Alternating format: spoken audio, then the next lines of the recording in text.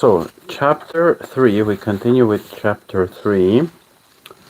The next headline in chapter 3 is called Things Fall Apart. Okay. I sat in my 9 a.m. biology class, arms cradling my head on my desk as I stared at the clock's second hand making. Let me just fix this. Yeah. Second-hand making laps, each tick syncopated with the teacher's dronings on about chromosomes and mitosis. Like most 13-year-olds stuck in a stuffy, fluorescent classroom, I was bored. A knock came on the door. Mr. Price, the school's assistant principal, stuck his head in. Quote, "Excuse me for interrupting. Mark, can you step outside with me for a moment? Oh, and bring your things with you." Strange, I thought. Kids get sent to the principal, but the principal rarely gets sent to them. I gathered my things and stepped out. The hallway was empty. Hundreds of beige lockers converged on the horizon. Mark, can you take me to your locker, please? Sure, I say, and slug myself down the hall, baggy jeans and moppy hair and oversized Pantera t-shirt and all. We get to my locker. "Open it, please," Mr. Price says. So I do. He steps in front of me and gathers my coat, my gym bag, my backpack, all of the locker's content, minus a few notebooks and pencils. He starts walking away. "Come with me, please," he says, without looking back. I start to get an uneasy feeling. I follow him to his office, where he asks me to sit down. He closes the door and locks it. He goes over to the window and adjusts the blinds to block the view from outside. My palms begin to sweat. This is not a normal principal visit. Mr. Price sits down and quietly rummages through my things, checking pockets, unzipping zippers, shaking out my gym clothes and placing them on the floor. Without looking up at me, Mr. Price asks, "Do you know what I'm looking for, Mark?" "No," I say. "Drugs." The word shocks me into nervous attention. The drugs?" I stammer. "What kind?" He looks at me sternly. "I don't know. What kind do you have?" He opens one of my blinders and checks the small pockets meant for pens. My sweat blossoms like a fungal growth. It spreads from my palms to my arms and now my neck. My temples pulsate as blood floods my brain and face. Like most 13-year-olds freshly accused of possessing narcotics and bringing them to school, I want to run away and hide. Quote, "I don't know what you're talking about," unquote, I protest, the words sounding far meeker than I'd like. I feel as if I should be sounding confident in myself right now. Hi Hashim and Ayush, what that for head? Okay, whatever. So guys, I encourage you, yes, thank you for the like. Maybe that was Hashim. Others, if you're watching it and if you wanna listen to the book, it's like an audiobook, yeah? The Subtle Art of Not Giving a Fuck. You can like and support me, okay? Comments are also welcome. Okay. I feel as if I should be sounding confident in myself right now. Or maybe not. Maybe I should be scared. Do liars sound more scared or confident? Because however they sound, I want to sound the opposite.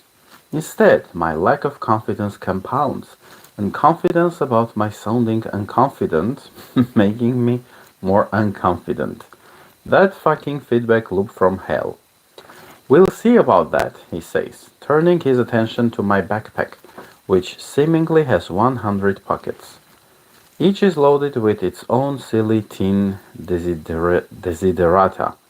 Colored pens, old notes passed in class, early 90s CDs with cracked cases, dried up markers, an old sketchpad with half its pages missing, dust and lint and crap accumulated during a maddeningly circuitous middle school existence.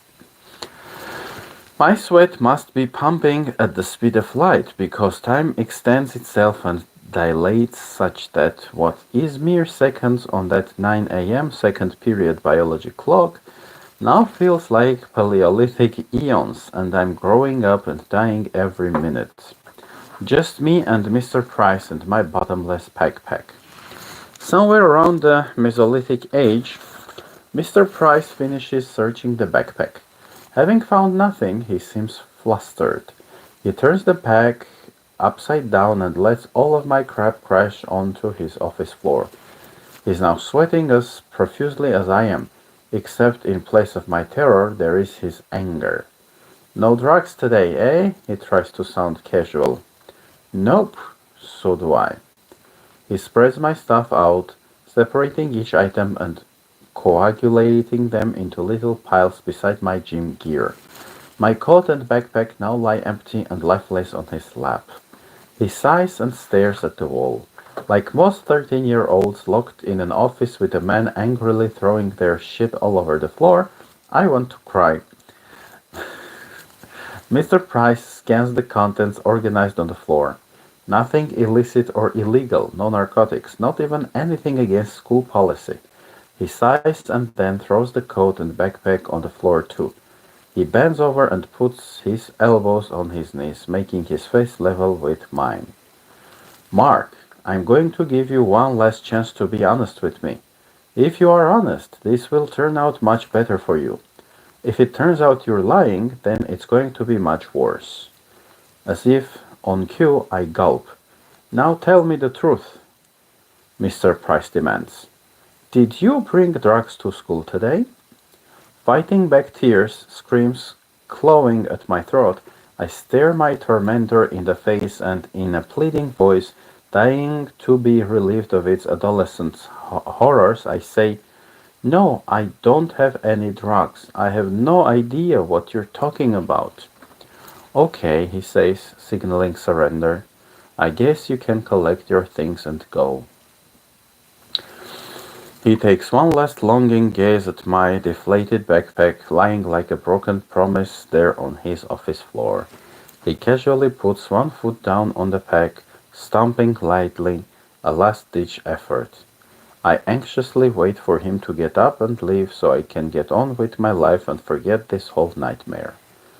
But his foot stops on something. What is this? He asks, tapping with his foot. What is what? I say. There's still something in here. He picks up the bag and starts feeling around the bottom of it. For me the room gets fuzzy, everything goes wobbly. When I was young, I was smart. I was friendly. But I was also a shithead. I mean that in the most loving way possible. I was a rebellious, lying little shithead. Angry and full of resentment. When I was 12, I hacked my house's security system with refrigerator magnets so I could sneak out undetected in the middle of the night. My friend and I would put his mom's car in neutral and push it into the street so we could drive around without waking her up. I would write papers about abortion because I knew my English teacher was a hardcore conservative Christian. Another friend and I stole cigarettes from his mom and sold them to kids out behind the school. Bad, bad, bad stuff. And I also cut a secret compartment into the bottom of my backpack to hide my marijuana. Wow. That was the same hidden compartment Mr. Price found after stepping on the drugs I was hiding. I had been lying, and as promised, Mr. Price didn't go easy on me. A few hours later, like most 13-year-olds handcuffed in the back of a police car, I thought my life was over. And I was kind of right, in a way. My parents quarantined me at home. I was to have no friends for the foreseeable future. Having been expelled from school, I was to be homeschooled for the rest of the year. My mom made me get a haircut and threw out all of my Marilyn Manson and Metallica shirts. Parenthesis, which for an adolescent in 1998 was tantamount to being sentenced to death by lameness. The end of the bracket. My dad dragged me to his office with him in the mornings and made me file papers for hours on end. Once homeschooling was over, I was enrolled in a small private Christian school where, and this may not surprise you, I didn't exactly fit in. And just when I had finally cleaned up my act and turned in my assignments and learned the value of good clerical responsibility, my parents decided to get divorced. I tell you all of this only to point out that my adolescence sucked donkey balls. I lost all of my friends, my community, my legal rights, and my family within the span of about 9 months. My therapist in my 20s would later call this some real traumatic shit, and I would spend the next decade and change working on unraveling it and becoming less of a self-absorbed, entitled little prick. The problem with my home life back then was not all of the horrible things that were said or done. Rather, it was all of the horrible things that needed to be said and done but weren't. My family stonewalls the way Warren Buffett makes money or Jenna Jameson fucks. We're champions at it. The house could have been burning down around us and it would have been met with, "Oh no, everything's fine. A tad warm in here, perhaps, but really everything is fine." When my parents got divorced, there were no broken dishes, no slammed doors, no screaming arguments about who fucked whom. Once they had reassured my brothers and me that it wasn't our fault, we had a Q&A session. Yes, you read that right. About the logistics of the new living arrangements. Not a tear was shed. Not a voice was raised. The closest peek my brother and I got into our parents' unraveling emotional lives was hearing, quote, "Nobody cheated on anybody." Oh, unquote. Oh, that's fine. It was a tad warm in the room, but really, everything was fine. My parents are good people. I don't blame them for any of this, not anymore, at least. And I love them very much. They have their own stories and their own journeys and their own problems, just as all parents do. And just as all of their parents do, and so on. And like all parents, my parents, with the best of intentions, imparted some of their problems to me, as I probably will to my kids. Okay. When real traumatic shit like this happens in our lives, we begin to unconsciously feel as though we have problems that we're incapable of ever solving. And this assumed inability to solve our problems causes us to feel miserable and helpless. But it also causes something else to happen. If we have problems that are unsolvable, our unconscious figures that we're either uniquely special or uniquely defective in some way, that we're somehow unlike everyone else and that the rules must be different for us. Put simply, we become entitled. The pain from my adolescence led me down a road of entitlement that lasted through much of my early adulthood. Whereas Jimmy's entitlement played out in the business world, where he pretended to be a huge success, my entitlement played out in my relationships, particularly with women. My trauma had revolved around intimacy and acceptance, so I felt a constant need to overcompensate to prove to myself that I was loved and accepted at all times. And as a result, I soon took to chasing women the same way a cocaine addict takes us to a snowman made out of cocaine. I made sweet love to it and then promptly suffocated myself in it. I became a player, an immature, selfish, albeit sometimes charming player, and I strung up a long series of superficial and unhealthy relationships for the better part of a decade. It wasn't so much the sex I craved, although the sex was fun. It was the validation.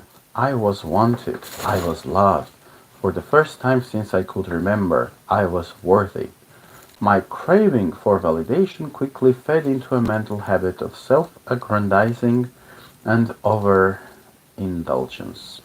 I felt entitled to say or do whatever I wanted, to break people's trust, to ignore people's feelings, and then justify it later with shitty, half-assed apologies. While this period certainly had its moments of fun and excitement, and I met some wonderful women, my life was more or less a wreck the whole time. I was often unemployed, living on friends' couches or with my mom, drinking way more than I should have been, alienating a number of friends, and when I did meet a woman I really liked, my self-absorption quickly torpedoed everything. The deeper the pain, the more helpless we feel against our problems, and the more entitlement we adopt to compensate for those problems. This entitlement plays out in one of two ways. 1. I'm awesome and the rest of you all suck, so I deserve special treatment. 2. I suck and the rest of you are all awesome, so I deserve special treatment. Okay. Hi Sean, I'm reading a nice book called The Subtle Art of Not Giving a Fuck. Okay? By Mark Manson. It's number one New York Times bestseller, published in 2016. Okay, so the other reading sessions are available in the live section of the channel. You can subscribe and enjoy the previous reading sessions. Okay, treat this like an audiobook. Okay, Sean, you subscribe. Thank you. Cool. Also, you can give me a like and support me with a like. All right. Shares and super likes are also welcome. Opposite mindset on the outside, but the same selfish, creamy core in the middle. In fact, you will often see entitled people flip back and forth between the two. Either they're on top of the world or the world is on top of them, depending on the day of the week or how well they are doing with their particular addiction at that moment. Most people correctly identify as a person like Jimmy as a raging narcissist asshat. That's because he's pretty blatant in his delusionally high self-regard. What most people don't correctly identify as entitlement are those people who perpetually feel as though they're inferior and unworthy of the world. Because construing everything in life so as to make yourself out to be constantly victimized, this is important, requires just as much selfishness as the opposite. It takes just as much energy and delusional self-aggrandizement to maintain the belief that one has insurmountable problems as that one has no problems at all. Yeah, I sub and like. Have a good day. Thank you, Sean. You too. Yeah, this is very important. A lot of, this victim identity is so poisonous. A lot of people like, oh, I'm being persecuted. Of course, there is persecution and stuff, but, or I'm being attacked. I'm too little, I'm too small. I think Mark is analyzing this quite correctly. And we have this both in the political right and in the political left. Yeah, actually I like, this horseshoe theory or the horseshoe model, which says that you shouldn't regard political right and left as a straight line, but you'd rather regard it as a horseshoe, and the ends, they are getting closer. Yeah, so the far right and the far left are very similar in many, many different aspects. They want to control, they play the victim game, like we are victims and that's why we will take our revenge on you, and it's very common in countries like the US, like some European countries, and it is being spread to other countries like former USSR countries, for example, and so on. The truth is that there's no such thing as a personal problem. If you've got a problem, chances are millions of other people have had it in the past, have it now, and are going to have it in the future. Likely people you know too. That doesn't minimize the problem or mean that it shouldn't hurt. It doesn't mean you aren't legitimately a victim in some circumstances. It just means that you're not special. Often, it's this realization that you and your problems are actually not privileged in their severity or pain. That is the first and most important step toward solving them. But for some reason, it appears that more and more people, particularly young people, are forgetting this. Yeah. Sean says you will be the best streamer one day. Okay, thank you. Thanks a lot. With your support, yeah, I might rise. Good streamers have, lots of people who support them with comments, likes, and, shares and other things. It's a communal thing, a community needs to be built around it. So, yeah, you can help me with that if you think I've got potential. Numerous professors and educators have noted a lack of emotional resilience and an excess of selfish demands in today's young people. It's not uncommon now for books to be removed from a class's curriculum for no other reason than that they made someone feel bad. Yeah, I hate this game.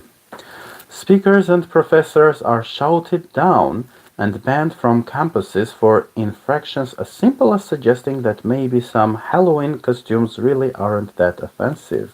Yeah. School counselors note that more students than ever are exhibiting severe signs of emotional distress over what are otherwise run-of-the-mill daily college experiences, such as an argument with a roommate or getting a low grade in a class. Yeah. It's strange that in an age when we are more connected than ever, entitlement seems to be at an all-time high. Something about recent technology seems to allow our insecurities to run amok like never before.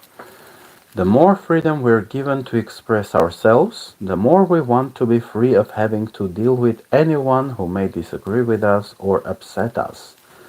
The more exposed we are to opposing viewpoints, the more we seem to get upset that those other viewpoints exist. Yeah, the easier and more problem-free our lives become, the more we seem to feel entitled for them to get even better. The benefits of the internet and social media are unquestionably fantastic. In many ways, this is the best time in history to be alive. But perhaps these technologies are having some unintended social side effects.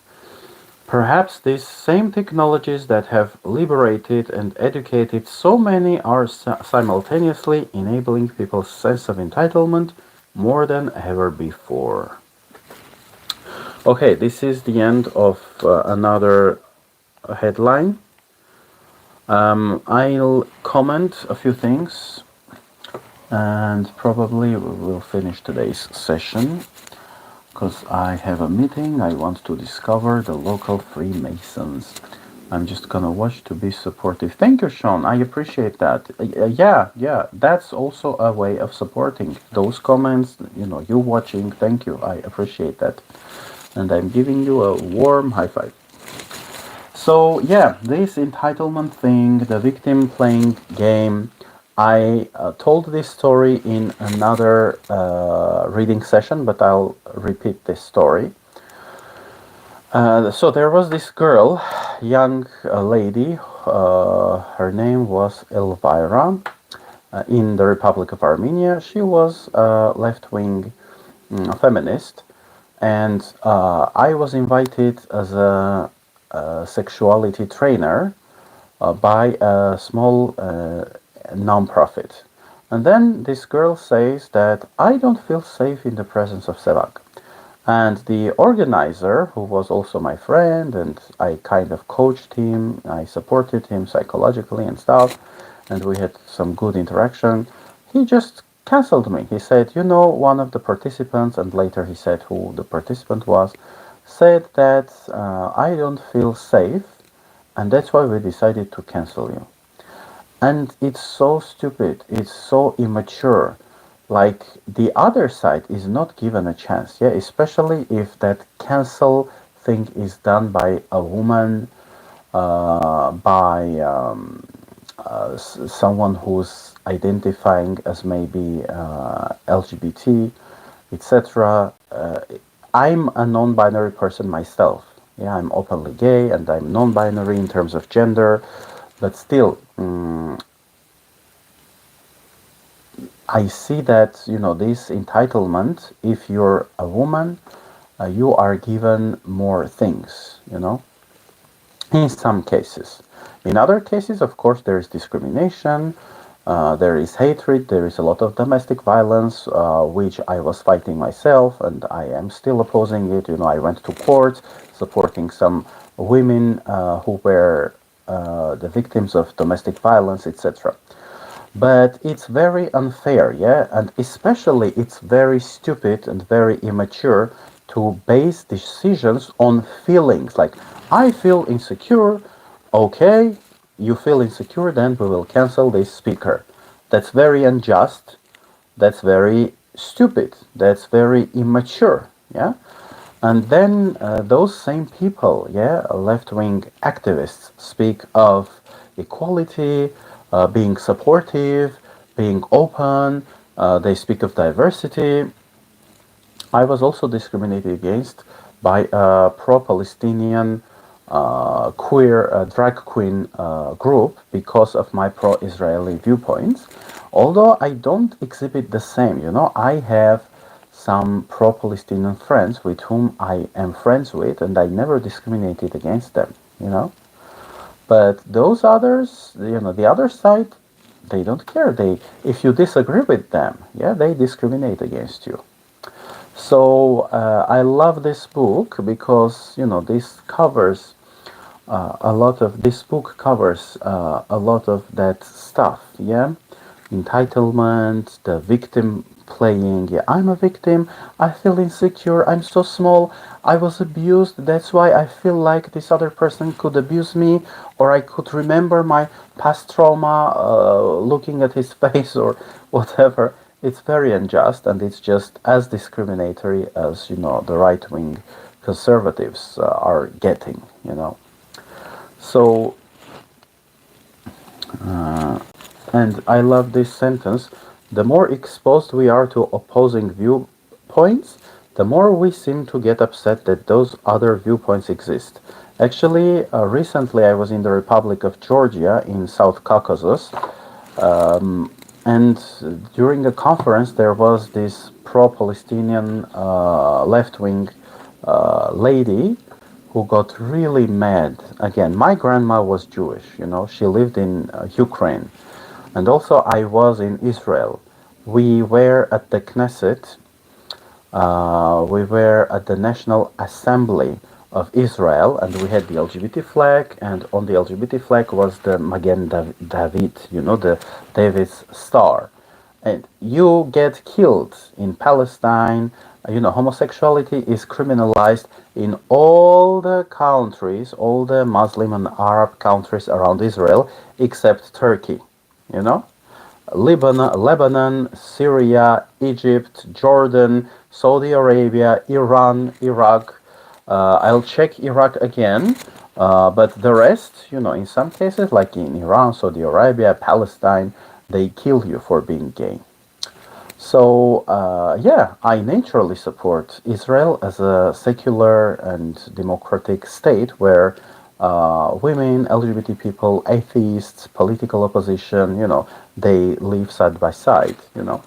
So, and I don't discriminate against people who call themselves pro-Palestinian. I even invite them to debates, but they avoid debates with me. You know, two people. One, the first one was that girl whose name was Miriam.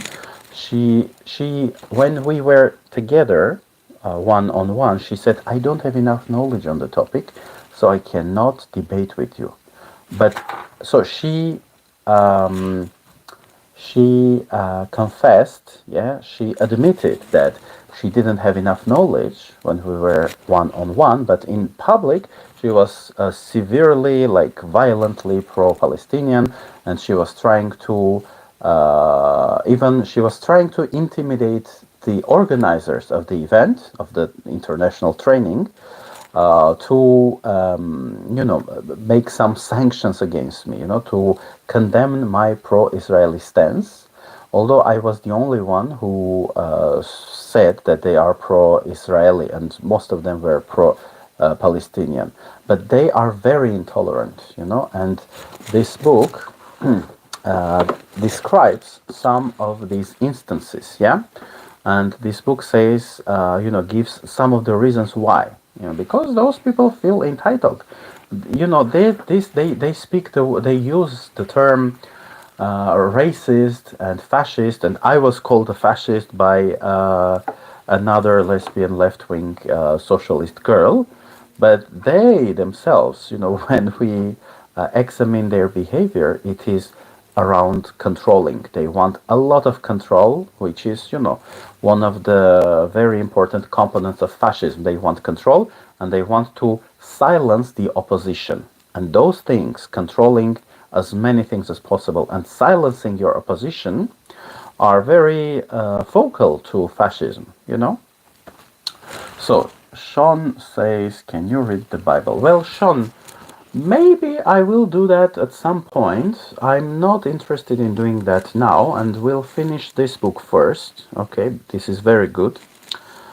And we'll see. Maybe I'll take another book after this one, and we will go on. Okay, so thanks for being with me, Sean, and others. Again, subscribe, guys, if you haven't. And you can leave your comments. If you fell victim to discrimination, if you doesn't matter by conservative Christians or by left-wing radical groups, doesn't matter. You can also share your stories in the comment section, okay? And I'll read them, I'll respond to them. I might even read your stories if you leave the comments. During the next live, I could mention that this guy wrote this, shared this little story. So even if the live is gone and you just watch the video weeks or months later, doesn't matter. You leave your stories, and yeah, let's connect. Let's make this as interactive as possible, okay? Okay, Sean is saying, I'm gonna go watch your videos. Thanks, Sean. I have 8 previous readings of the same book, so you are welcome. And again, you can comment under the videos, you can like the videos. That's a very good form of support. And if you like what I'm saying and sharing and reading, you are welcome to share the videos on your social media if that won't cause you any trouble. Your X, your Facebook, etc., etc. So high five to all of you, and see you next time. Bye bye.